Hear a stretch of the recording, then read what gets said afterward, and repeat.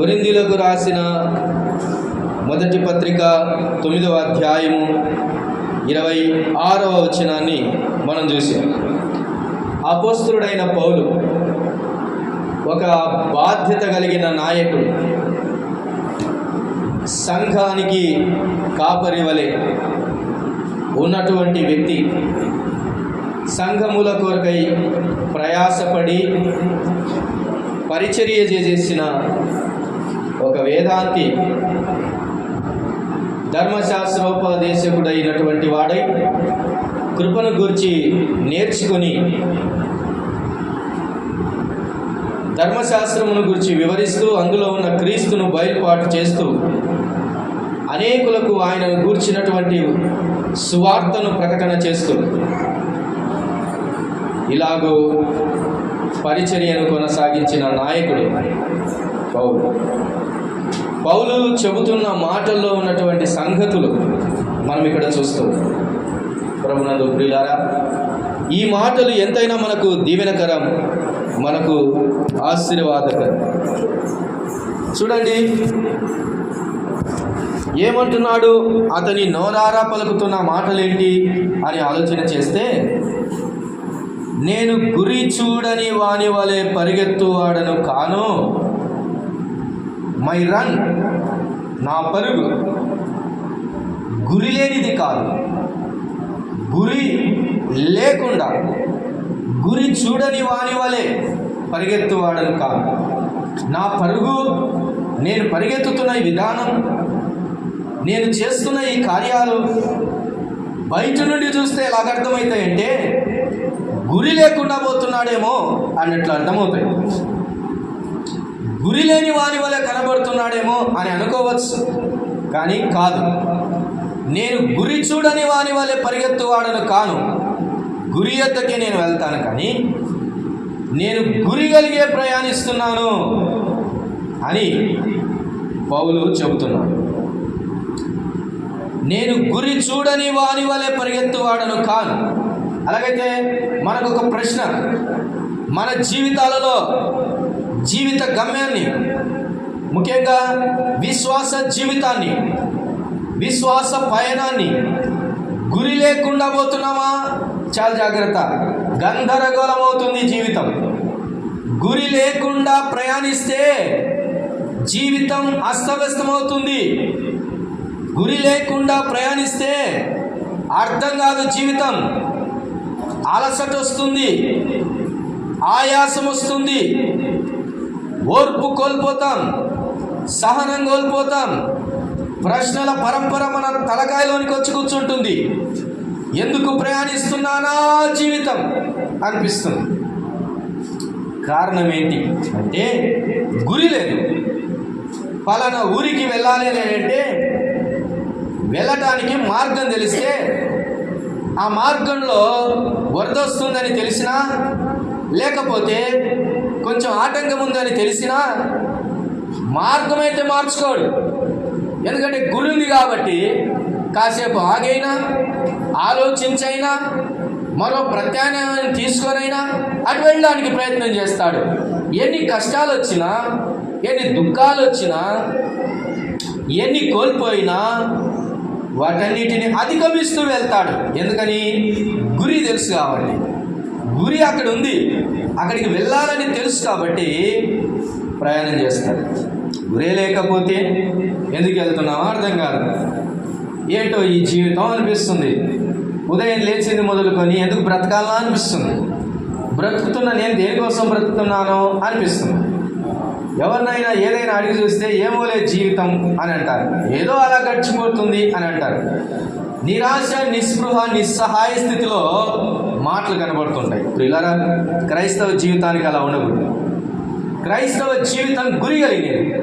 క్రైస్తవ జీవితం ఒక ఛాలెంజ్తో కూడుకున్నది. అలాగైతే పౌలు అంటున్నాడు, నేనైతే గురి లేకుండా వెళ్ళట్లేదు అని చెప్పాలి. కొన్నిసార్లు మన జీవితాన్ని చూస్తే నమ్మని వారికి, క్రైస్తవేతరులకు, క్రీస్తు అర్థం కాని వారికి ఎలా కనపడుతుందంటే ఒక తికమకగా కనపడుతుంది.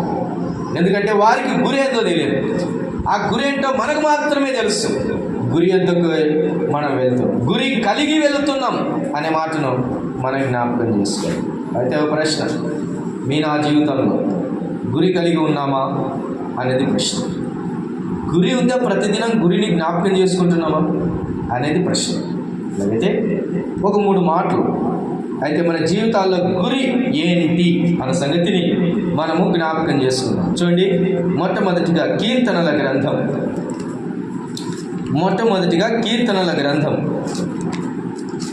16వ అధ్యాయం. కీర్తనల గ్రంథం 16వ అధ్యాయం 8వ వచన భాగాన్ని చదువు. సదాకాలము యెహోవా యందు నా గురి నిలుపుచున్నాను. ఆయన నా కుడి పార్శ్వమందు ఉన్నాడు గనుక నేను కదల్చబడను. గురి, ఆత్మ సంబంధమైన గురి అంటే ఏమిటంటే ఆయన యందు మనస్సు, ఆయన యందు అంతర్దృష్టి కలిగి జీవించు, ఆయన ఉన్నాడనే స్పృహ అనేది. ఇక్కడ ఈ మాటలు ఆలోచన చేస్తే, సదాకాలము యెహోవా యందు నా గురి నిలుపుచున్నాను. నీ గురి ఎవరు? యెహోవానా లేదా వేరొకరా? నీ గురి ఎవరు?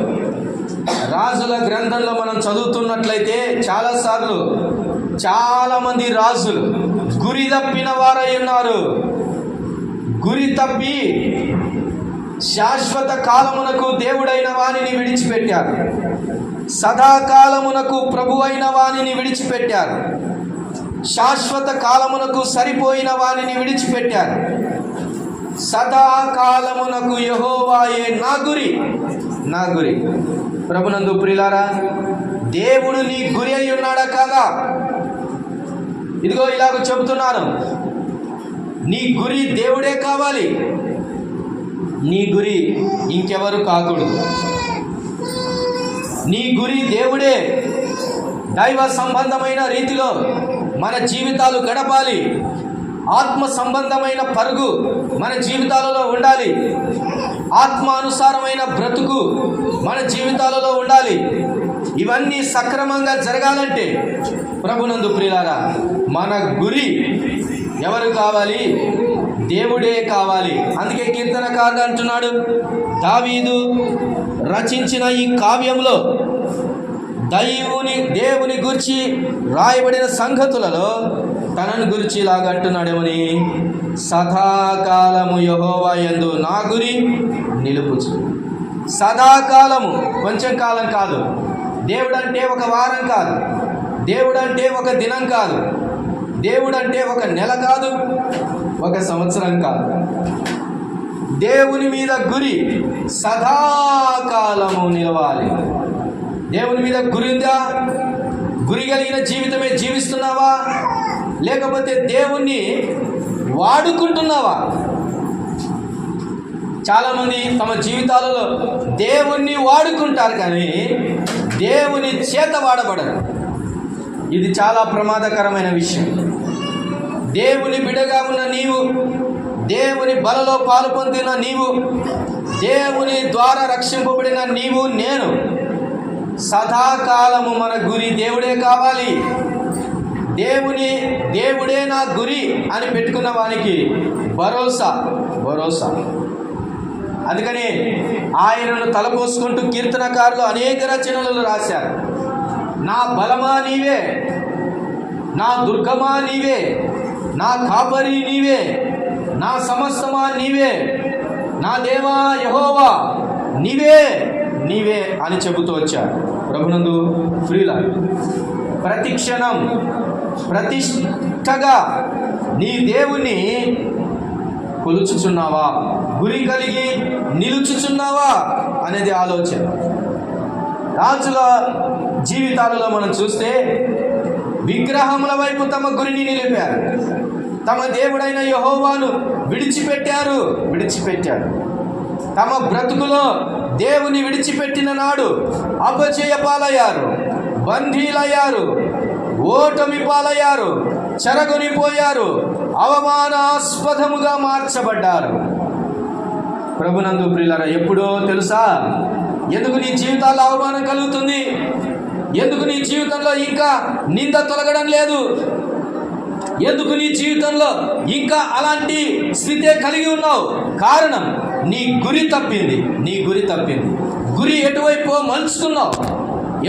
మలుచుకున్నాం కాబట్టి మన జీవితాలలో జరగడం లేదు. ఆలోచన చేయాలి. మన గురి దేవుడే కావాలి ప్రియులారా.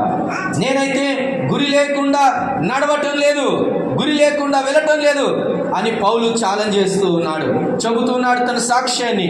అయితే నీవు నేను నా గురి దేవుడే, ఆ గురి లేకుండా నేను బ్రతకటం లేదని చెప్పగలవా? పైకి భక్తి కలిగి కాదు, లోపల శక్తి కలిగి జీవించాలని వాక్యం చెప్పడం లేదా?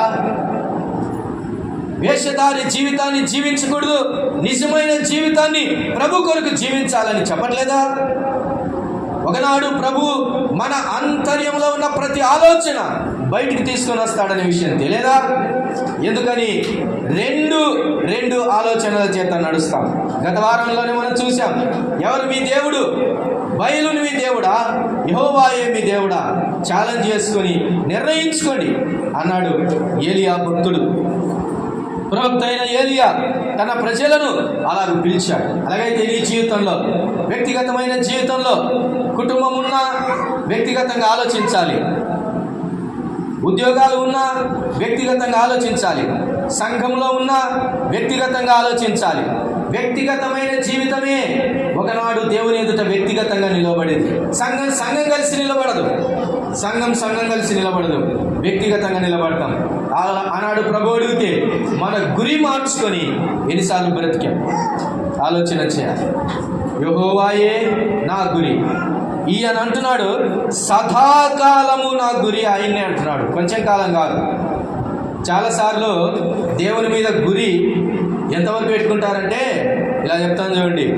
చదువుకున్న రోజుల్లో చిన్నప్పుడైతే చదువు అయిపోయేంత వరకు గురి పెడతారు, చదువు అయిపోగానే దేవుని వదిలేస్తారు, గురి మారిపోతుంది. కొన్నిసార్లు కొంతమంది జీవితాల్లో పెళ్ళయ్యేంత వరకు దేవుని మీద గురి బాగుంటుంది, పెళ్ళి అయిపోయిందంటే గురి పోయింది. కొంతమంది జీవితాల్లో ఉద్యోగం వచ్చేంత వరకు దేవుని మీద బలాధారపడతారు, గురి. తర్వాత ఉద్యోగం వచ్చిందా దేవుడెట బాయన గురి పోతుంది. దేవుని మీద నీ గురి ఏ కారణం చేతనైనను ఎప్పుడైనాను పోకూడదు. సదాకాలము మన గురి దేవుని యందు నిలబడాలి. దేవుడు నీ గురి అయితే నీకు సర్వ సంపదలు ఉంటాయి, సకల ఐశ్వర్యములు నీకుంటాయి, సకల సంతోషములు నీకుంటాయి, ఆత్మ సంబంధమైన అభివృద్ధి ఫలములు నీకుంటాయి. సంతోష గానముల చేత నువ్వు నడుచుకుంటూ వెళ్తావు. ఈ లోకంలో మనం బాటసారులమని చాలాసార్లు చెప్తుంటారు. ఈ లోకం మనది కాదు, ఈ లోకం మనది కాదు, దీనిలో ఉన్నది మనది కానే కాదు. ఈ లోకంలో మనము యాత్రికులము, పరదేశులమై ఉన్నాం. మనము ఈ లోకానికి యాత్ర చేయడానికి వచ్చాం అంతే. యాత్రలో భాగంగా కొట్టుకొని పోకూడదు, దేవుని మీద గురి నిలపాలని మొదటి సత్యమైనది. ప్రభునందు ప్రియులారా, వ్యక్తిగతంగా ఒకసారి ఆలోచించేద్దాం. ఈ పాయింట్ దాటి వెళ్తున్నప్పుడు నిజంగా దేవుని మీద ఎంత గురి పెట్టుకొని ఉన్నాం? పొద్దున్న లేస్తేనే మన గురి ఏంటి? రాత్రి పడుకునేటప్పుడు మన గురి ఏంటి? పగలు నడుస్తున్నప్పుడు మన గురి ఏంటి? గురి మారకూడదు ప్రియులారా. గురి మారిందా నీ జీవితం అస్తవ్యస్తంగా మారిపోతుంది. ఇది మొదటి గురి. రెండవది, మనము దేని మీద గురి నిలపాలనో ఆలోచన చేద్దాం. చూడండి, ఫిలిప్పీలకు రాసిన పత్రిక 3వ అధ్యాయం.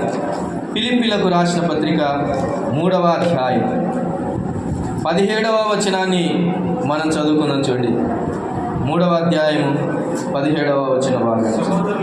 సహోదరులారా, మీరు నన్ను పోలి నడుచుకొనుడి, మేము మీకు మాదిరి అయ్యున్న ప్రకారము నడుచుకొని వారిని గురిపెట్టి చూడుడి. మాదిరి అయ్యున్న ప్రకారము నడుచుకుని వారిని గురిపెట్టించు. ఎవరిని గురిగా పెట్టుకోవాలో తెలుసా మన జీవితాల్లో? రెండవదిగా, ఎవరినైనా పెట్టుకుంటున్నామంటే దేవుని కొరకు మాదిరిగా బ్రతికిన వారిని మనం గురి పెట్టుకోవాలి. ఎవరిని పెట్టుకోవాలండి? దేవుని కొరకు మాదిరిగా బ్రతికిన దైవజనులను, మాదిరిగా బ్రతికిన దేవుని పిల్లలను, దేవుని కొరకు హతసాక్షులుగా మారిన వారిని, దేవుని కొరకు బ్రతికిన వారిని, దేవుని కొరకు ఛాలెంజ్గా బ్రతికిన వారిని మనం గురి పెట్టుకోవాలి. ఈ చాలాసార్లు మన జీవితాల్లో గురి ఇలా ఉండదు, గురి మారుతుంది. దయచేసి మన గురి దేవుని మీద నిలపాలి. రెండవది, మాదిరికరమైన జీవితం జీవించిన వారి మీద గురి నిలపాలి, మాదిరి లేని వాళ్ళ మీద కాదు. చాలాసార్లు మనకు నచ్చింది ఎవరైనా ఒకరు చెప్పారంటే వాళ్ళు ఎలా బతికినా పర్లేదు, ఆ మాట బాగా చెప్పారు కాబట్టి వాళ్ళే కరెక్ట్ అంటారు. ఇది సరైన గురి కాదు, ఇది దొంగ గురి. అంటే వారు చెప్పే మాటలను బట్టి మాత్రమే ఉంటుంది కాదు. గురి అంటే మాదిరిగా నడిచిన వారి నడకనంతటిని చూస్తూ నడవటం, అది గురి, అది గురి. ఏవైనా సపోజ్ మనకి ఇష్టమైనటువంటిది ఈ క్రైస్తవ జీవితంలో మనకి ఇష్టమైనది మనం చేయాలనుకున్నప్పుడు అది వాక్య వ్యతిరేకమైనది అని తెలుసు, కానీ నువ్వు చేసింది కరెక్టే అని ఎవరైనా చెప్పారనుకో వాళ్ళు నచ్చుతారు మనకి. ఎందుకని? మనం చేసిన ప్రకారంగా వాళ్ళు చెప్తున్నారు కాబట్టి కరెక్టే. వాళ్ళు గురి అది కాదు. ఎలాంటి వారిని గురిగా పెట్టుకోవాలంట? చూడండి, ఈ మాట మరలా చదువుకుందాం. మేము మీకు మాదిరి అయ్యున్న ప్రకారము నడుచుకొని వారిని, మాదిరి ప్రకారంగా నడుచుకోవాలి. క్రీస్తును గురిగా పెట్టుకొని నడిచిన వారి ప్రకారంగా. ఈ మాట కూడా మరలా పౌలే పలుకుతున్నాడు. నా గురి, నేను గురి లేకుండా బ్రతకడం లేదు అన్నటువంటి వాడు గురి కలిగి బ్రతుకుచున్నవాడు చెప్తున్నాడు. అప్పుడు అర్థమవుతుంది, ఒక వ్యక్తి గురి దగ్గరికే వెళ్తున్నాడంటే, గురి దగ్గరికే వెళ్తున్న వాడిని మనము అనుసరించామంటే మనం కూడా ఖచ్చితంగా గురి దగ్గరికే చేరుతాం ప్రియులారా. అలా గురి లేకుండా జీవించే వారి జీవితంలో మనం నడిస్తే, వారి ప్రకారంగా నడిస్తే మనం కూడా ఏమవుతుందో తెలుసా? గురి లేకుండా, గురి యొద్దకు కాకుండా మరో దరికి చేరుతాం. 18వ వచనం చూడండి, 18వ వచనం చూడండి. అదే ఫిలిప్పీలకు రాసిన పత్రిక 3వ అధ్యాయం. అనేకులు క్రీస్తు సిలువకు శత్రువులుగా నడుచుకొనుచున్నారు. వీరిని గూర్చి మీతో అనేక పర్యాయములు చెప్పి ఇప్పుడును ఏడ్చుచు చెప్పుచున్నానండి. చాలు చాలు చాలు చాలు. ప్రభునందు ప్రియులారా, అనేకులు సిలువకు శత్రువులుగా నడుచుకొనుచున్నారు. ఈ మాట గమనించాలి ప్రియులారా జాగ్రత్తగా. అనేకులు సిలువకు శత్రువులుగా నడుచుకొనుచున్నారు. శత్రువులుగా నడుచుకొనుచున్న వారి ప్రకారం నడవద్దండి అని చెప్పాను చాలాసార్లు, కానీ మీరు వినట్లేదు. వాళ్ళు చెప్పేది మంచిగానే కనపడుతున్నాయి కదన్నా, వాళ్ళు చెప్పినట్టు కరెక్ట్గానే కనపడుతున్నాయి కదా, వాళ్ళు చెప్పిన దాంట్లో ఏం తప్పు ఉంది అని వాళ్ళ వాక్యాలు వింటున్నారు. శనివారం నాడు ప్రార్థన జరుగుతుంది, ప్రార్థనలో పాలు పంపులు పొందండి అమ్మా అని అంటే పొందం. పొద్దున్న లేస్తేనే స్టాటస్లో మాత్రం స్టైల్గా ఫేస్ పెట్టుకొని పాడే పాటలు పాడుకునే వాళ్ళని మాత్రం స్టాటస్లో పెట్టుకుంటారు. వాళ్ళు ఎట్లా నడుస్తున్నారో తెలియదు, వారి సిద్ధాంతం ఏదో తెలియదు, వారి ప్రయాస తెలియదు. తండ్రులు సంపాదించిన ఆస్తితో బ్రతుకుతుంటారు. అలా ఏదో మైమరిచిపోయినట్లుగా, ఆరాధనలో లీనమైపోయినట్టుగా వ్యక్తీకరించే దానిలో మనం చూస్తాం. బాధ, నిజాయితీగా వాక్యానుసారంగా బ్రతికే వారి బాధ. అందుకని పౌలు ఏమంటున్నాడు తెలుసా? ఇంతకుముందు చెప్పాను కానీ మీరు మారట్లా, మీరు అవే నడుస్తున్నారు, వారి బోధ ప్రకారమే వెళ్తున్నారు, వారి బోధ ప్రకారం వెళ్తున్నారు అంటూ ఇప్పుడు నేనేం చేస్తున్నానో తెలుసా? ఇంకా మీకు చెప్పలేక వీరిని గూర్చి మీతో అనేక పర్యాయములు చెప్పి ఇప్పుడును ఏడ్చుచు చెప్పుచున్నాను. ఏడిసి చెప్పినా కానీ వినకపోతే మీ తలకాయలో వాక్యం లేదు, మీ కడుపులో బాధ్యత లేదు, మీ హృదయంలో దేవుడే లేడు. వాక్యం లేదు, అసలు వాక్యమే లేదు. వాక్యం చెప్పేవాడైతే ఒకసారి వింటాడు, బోధ మార్చుకుంటాడు. ఎవరు నిజమైన వారో, ఎవరు సత్య బోధన అనుసరిస్తున్నారో వారి ప్రకారం నడుచుకుంటారు. మీరైతే సిలువకు శత్రువులైనటువంటి వారిని అనుసరిస్తున్నారు. ఎవరండి సిలువకు శత్రువులు? సిలువకు శత్రువులు ఎవరో తెలుసా? ఒకప్పుడు సిలువకు శత్రువు పేతురే ఉన్నాడు. ఎట్లాగో తెలుసా? నేను సిలువకు వెళ్ళాలి, మనుష్య కుమారుడు అప్పగించబడతాడు, ఇలాగ చనిపోతాడని చెప్తుంటే నీకు దూరమవును గాక అన్నాడు. ఎవరు? పేతురు. దూరమవును గాక. ఏదో ఈయన ప్రవచనాలు వరకు వాగ్దానాలు ఇస్తున్నట్టు. అప్పుడు అన్నాడు, సాతానా నా వెనక్కి వా. ఏంది ఆశీర్వాదం ఇచ్చినోడే సాతానుడు అయ్యాడు. ఆలోచన చేస్తే ఖచ్చితంగా అర్థమవుతాడు. సిలువకు దగ్గరికి రాకుండా పై భక్తితో జీవించవచ్చు అని చెప్పేవాడు సిలువకు శత్రువు. కఠినంగా బోధ చేయకుండా, గద్దించి బోధ చేయకుండా, సత్యాన్ని సత్యంగా ప్రకటించకుండా, లోతైన సంగతులు బోధపరచకుండా బోధించేవాడు సిలువకు శత్రువే. అటు చెప్తే ఏమనుకుంటారో, ఇటు చెప్తే ఏమనుకుంటారో అనే ఆలోచన కలిగి అనుకూల బోధ చేసే ప్రతి వాడు సిలువకు శత్రువే. సిలువకు శత్రువు. సిలువకు శత్రువులైన వారిని మీరు అనుసరిస్తున్నారు. మనకు కొన్నిసార్లు సిగ్గు కలగాలి, మనకు కొన్నిసార్లు రోషం పుట్టాలి. మన భక్తి ఎంత శక్తివంతమైనదని ఆలోచించాలి. మన పితరులు మనకు నేర్పిన బోధ ఏంటి? దేవుని వాక్యము నిజమైన మార్గం చూపిస్తుండగా ఆ వెలుగేంటి అని అర్థం కాకపోతే ఒక సింపుల్ ఎగ్జాంపుల్ చెప్తాను.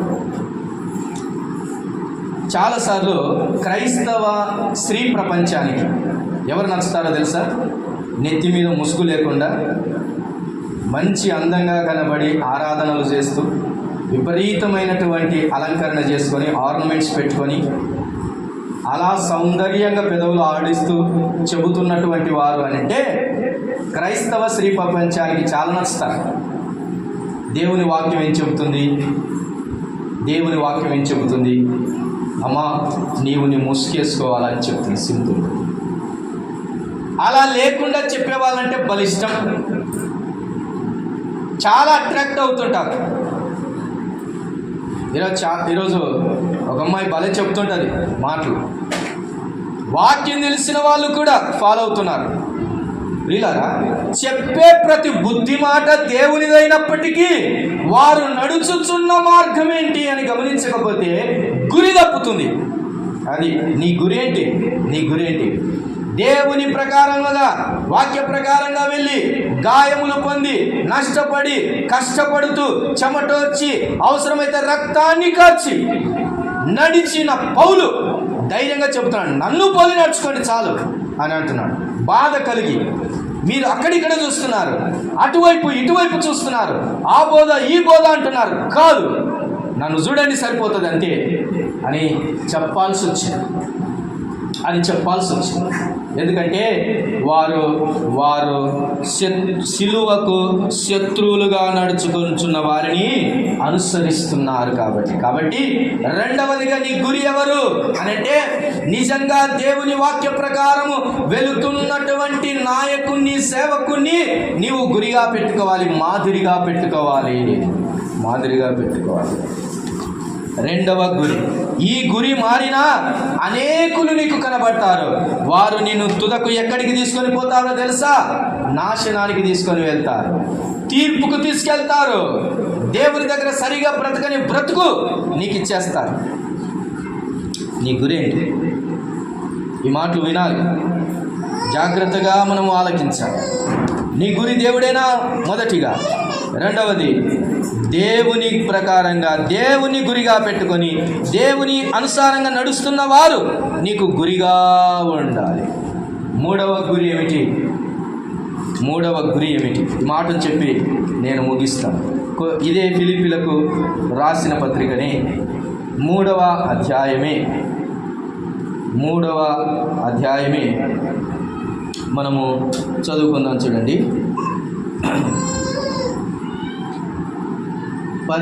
10వ వచనం నుంచి మనము చదువుకుందాం, లేదా డైరెక్ట్గా 13వ వచనమే చదువుకుందాం. సహోదరులారా, నేను ఇదివరకే పట్టుకొని ఉన్నానని తలంచుకొనను.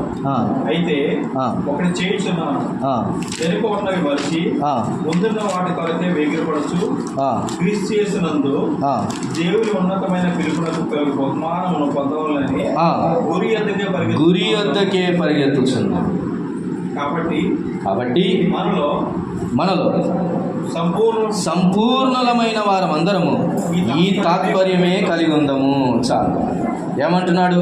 క్రీస్తునందు దేవుని ఉన్నతమైన పిలుపునకు కలుగు బహుమానము పొందవలెనని గురి యొద్దకే, బహుమానం పొందాలని గురి యొద్దకే వెళ్తున్నాను. మన గురి దేవుడిచ్చు బహుమానమే. మన గురి ఏంటండి? దేవుడిచ్చు బహుమానం కావాలి. మనుషులు ఇచ్చే బహుమానం కాదు. మనుషులు ఈరోజు డబ్బులు ఇస్తారు, వారు మన గురి కాకూడదు. మనుషులు ఈరోజు బట్టలు ఇస్తారు, అది గురి కాకూడదు. నా గురి దేవుడిచ్చు బహుమానం, దేవుడిచ్చు బహుమానం. ఈరోజులో చాలామంది మనుషులు ఇచ్చే బహుమానాల కోసం ఎదురు చూస్తున్నారు. మనుషులు బహుమానాలు ఇవ్వకపోతే బాధపడటం చూస్తున్నారు. మనుషులు బహుమానం కొరకు ఎదురు చూస్తున్నారు. మనుషుల బహుమానం. వాని ఎవరో ఒకరు ఎత్తుకొని పోతే ఒకరు వారికే మంచి. మనుషులు ఇచ్చేటటువంటి బహుమానం కాదు మనకు కావాల్సింది, దేవుడిచ్చు బహుమానం కావాలి. దేవుడు ఎట్లాంటి బహుమానం ఇస్తాడని? సంపూర్ణమైన బహుమానం ఇస్తాడు, శాశ్వతమైన బహుమానం ఇస్తాడు, నిత్య జీవం అనే బహుమానం ఇస్తాడు, పరలోకం అనే బహుమానం ఇస్తాడు, పరలోక నివాసం అనే బహుమానం ఇస్తాడు, సత్యమైన, నిత్యమైన, స్వతంత్రమైన, సంపూర్ణమైన బహుమానం దేవుడు ఇస్తాడు. కానీ మనుషులు ఇచ్చేది అశాశ్వతం, మరలు కొలిపేది, మరలా అడిగేది, స్వార్థమైనది. మనుషులు ఇస్తారు బహుమానం. కాబట్టి మన గురి దేవుడిచ్చు బహుమానం వైపు చూస్తే మనము గురి చేరుకుంటాం. పరలోకమే మన గురి. అంతకంటే బహుమానం ఏముందండి మన జీవితాల్లో? పరలోకమే మన గురి. అంతకంటే బహుమానం ఏముందండి? దేవుడు ఇచ్చే నివాసమే మన గురి. చాలాసార్లు ఏమనుకుంటారంటే, పెద్ద అయినాక మంచిగా డబ్బులు సంపాదించినాక ఒక మంచి ఇల్లు కట్టుకోవాలి, గురి. ఆ గురిని బట్టి పరలోక నివాసమైన దేవుని గురి, దేవుని బహుమానపు గురి నువ్వు కోల్పోతే లాభం లేదు. గురి యొద్దకే మనం పరిగెత్తాలి ప్రియుల. మూడవది, పరలోకంలో దేవుడు మనకు ఉంచబడిన ఆ బహుమానాన్ని గురిగా పెట్టుకోవాలి. బహుమానము అని అన్నాడంటే ఇక్కడ ఏమున్నట్టు లెక్క? బహుమానం ఎప్పుడు ఇస్తారండి? ప్రైజ్ ఎప్పుడు ఇస్తారు? గెలిచినప్పుడు ఇస్తారు. గెలవాలి అంటే ఈ లోకంలో ఏముంది? పరుగు పందెం ఉందని అర్థం. ఈ పరుగు పందెంలో దేవుడు పలానా బహుమానం ఇస్తాడని గురిపెట్టి మనం బ్రతకకపోతే బహుమానాలు మారితే మన గురి తప్పుతుంది. మన గురి బంగారము, మన బహుమానం అనుకుంటే గురి తప్పుతుంది. మన జీవితంలో ఉద్యోగం యొక్క గురి అనుకుంటే, ఒక బహుమానం అనుకుంటే గురి జాగ్రత్త పడాలి. ఇవన్నీ ఈ లోకానికి సంబంధించినవి. వీటిని బట్టి పరలోక బహుమానాన్ని మరిస్తే గురి తప్పుతుంది. ఎన్నిసార్లు నీ జీవితంలో ఎవరో ఏదో ఇస్తారని, ఏదో తీసుకోవాలని ఎన్నిసార్లు నువ్వు ఎక్స్పెక్ట్ చేయలేదు? అలాంటి గురి మనం పెట్టుకుంటే నష్టపోతాం, బాధపడతాం. బాధని మిగిలిస్తారు వాళ్ళు, నష్టాన్ని మిగిలిస్తారు, కన్నీరే మనకు మిగిలిస్తారు, ఇంకేమీ మిగలదు. అందుకే మనము మన కడుపున పుట్టిన పిల్లలనైనా గురి పెట్టుకోకూడదు, కట్టుకున్న భర్తనైనా గురి కాదు. మన గురి మొదట దేవుడే, రెండవది వాక్యానుసారంగా నడిచిన దేవుని పిల్లలు, భక్తులు, మూడవదిగా దేవుడిచ్చు బహుమానం మన గురి కావాలి. ఈ గురి మీద నువ్వు నడుచుకుంటూ వెళ్తుంటే ఈ గురిని ఛేదించడానికి అవసరమైన సదుపాయాలు, అవసరమైన శక్తి, అవసరమైన వాటన్నిటిని దేవుడిస్తాడు. ఇది క్లూ. ఈ గురి మర్చిపోయి ఈ గురి కొరకు, ఈలోక భూమి మీద ఉన్నటువంటి గురి కొరకు మనం బ్రతికితే పరలోకపు గురి మర్చిపోతాం. ఈ లోకంలో ఉన్న వాటి వలన సాటిస్ఫాక్షన్ కూడా రాదు. కాబట్టి పౌలు అంటున్నాడు, మనం ఇలా అనాలి, హలో, నేనైతే గురి లేకుండా ఏం బతకట్లేదు, నేను గురి కలిగి బ్రతుకుతాను. ఈరోజు నా షర్ట్ మార్చినా పర్లేదు, ఈరోజు నా బట్టలు బాగాలేకపోయినా పర్లేదు, నేను గురి కలిగిన వాడిని. ఈరోజు నాకు ఏం లేదు నా చేతిలో, పర్లేదు, కానీ నేనైతే గురి కలిగిన వాడిని. ఈరోజు మేము కొద్దిమందిమే, పర్లేదు, మన గురి శాశ్వతమైనది. ఈరోజు నా జీవితం సరిగా లేదు అందరితో పోల్చుకున్నప్పుడు, డోంట్ వరీ, నీ గురి పరలోక సంబంధమైనది కావాలి. నీ గురి పరలోక సంబంధమైనది అయితే నీకు కావలసినవన్నీ దేవుడు ఏర్పాటు చేస్తాడు, అంతే. ఆ రోజు గురి లేని వాడు గురి కలిగి బ్రతుకుచున్న మనల్ని చూసి ఏడవాల్సింది. గురి కలిగి బ్రతుకుచున్న మనల్ని చూసి వాడు పశ్చాత్తాపపడాల్సింది, కన్నీరు పెట్టుకోవాల్సింది. ఎందుకంటే మనము గురి కలిగి బ్రతుకుచు. గురి నిలుపాలి దేవుని మీద, గురి నిలుపాలి. దేవుని ప్రకారంగా నడిచిన వారి పాదములను చూడాలి, వారి అడుగు జాడలలో నడవాలి. గురి నిలుపాలి. దేవుడిచ్చే బహుమానం మీద గురి నిలుపాలి. అనేక సంగతులు ఉన్నప్పటికీ ఈ దినం ఈ 3 మాటలు దేవుడిని ముందుంచాలనుకుంటున్నాను. To whom you are going to give the preference in each and every day. ఎవరికి నీవు ప్రతిదినము విలువిస్తున్నావు, ప్రాధాన్యత ఇస్తున్నావు, నీ గురి ఎవరి మీద అనేది గుర్తుపెట్టు. దేని మీద నీ గురి, ఎటువైపు నీ గురి? గురి లేని బ్రతుకు బ్రతకకూడదు. గురి లేని బ్రతుకు బ్రతికితే మనకు ఏమీ దొరకదు ప్రియులారా, ఏమీ దొరకదు. నష్టాల్లో పడిపోతాం, పాపపు కూపములో ఇరుక్కుపోతాం, భయంకరమైనటువంటి స్థితిలోనికి దిగజారిపోవాల్సి వస్తుంది. ఇది ఈ మాటలు వింటుండగా భక్తుడైనటువంటి పౌలు మనందరితో చెప్పినట్లుగా మనందరము కూడా ఆ గురి కలిగి జీవించాలని, గురి వద్దకే వెళ్ళాలని చెప్పిన మాటల ప్రకారం బ్రతుకుదాం. మరోసారి ఆ మాటలు చదువుకుంటుండగా ఆ మాట, పౌలు చెప్పిన మాట దగ్గరికి వచ్చి మనం ప్రార్థన చేసుకుందాం. చూడండి, పౌలు చెప్పినటువంటి ఆ ఒక మాట దగ్గరికి వచ్చి మనము ప్రార్థన చేసుకుందాం. చూడండి, దయచేసి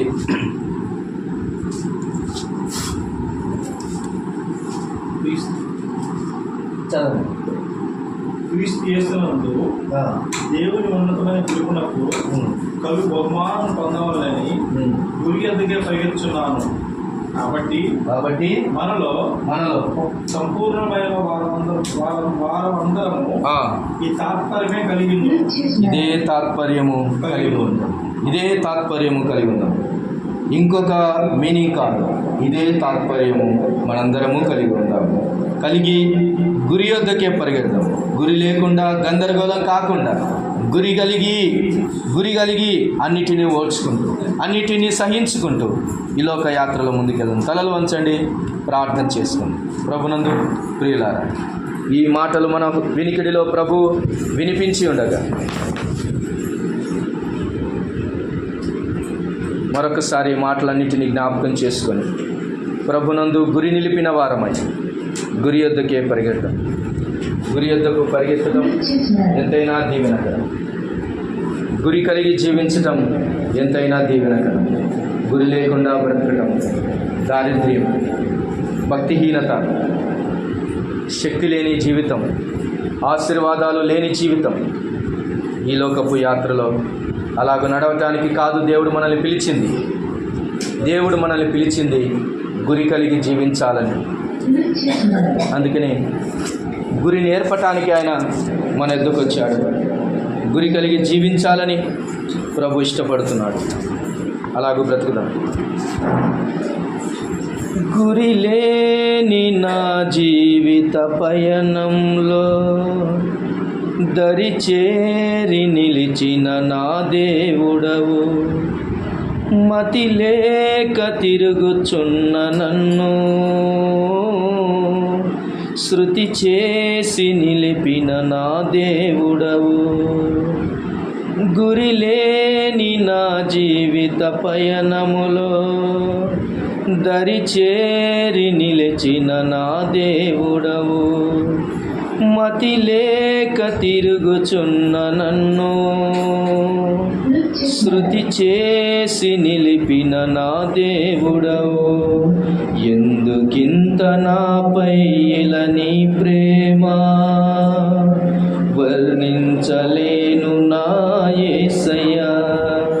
ఎందుకింత నాపై ఇలా నీ ప్రేమ, వర్ణింపలేను నా యేసయ్యా.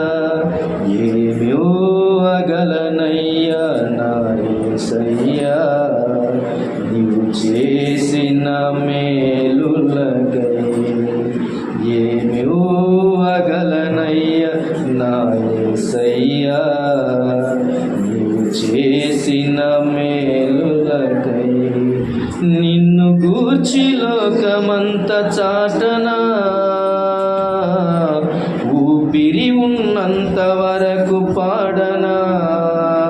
నిన్ను గూర్చి లోకమంత చాటనా, ఊపిరి ఉన్నంత వరకు పాడనా. ఏమి అగలనయ్యా నా యేసయ్యా, నీవు చేసిన మేలులకై.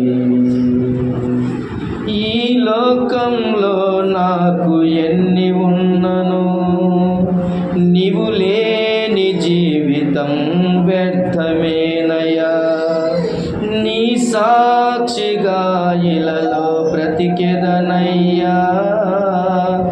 నీ చిత్తము నాలో నెరవేర్చుము దేవా. ఈ లోకంలో నాకు ఎన్ని ఉన్నను, నీవు లేని జీవితం వ్యర్థమేనయ్యా. నీ సాక్షిగా ఇలలో బ్రతికెదనయ్యా. నీ చిత్తము నాలో నెరవేర్చుము దేవా. ఏమీచి నీ రుణం తీర్చెదనయ్యా. నీ పాత్రగా నన్ను మలచినందుకు ఏమీచి నీ రుణం తీర్చెదనయ్యా. నీ పాత్రగా నన్ను మలచినందుకు ఏమి అగలనయ్యా నా యేసయ్యా, నీవు చేసిన మేలులకై. ఏమి అగలనయ్యా నా యేసయ్యా, నీవు చేసిన మేలులకై. ఏమి అగలనయ్యా నా యేసయ్యా, నీవు చేసిన మేలులకై. నీవు చేసిన మేలులకై. ఆలోచన చేద్దాం.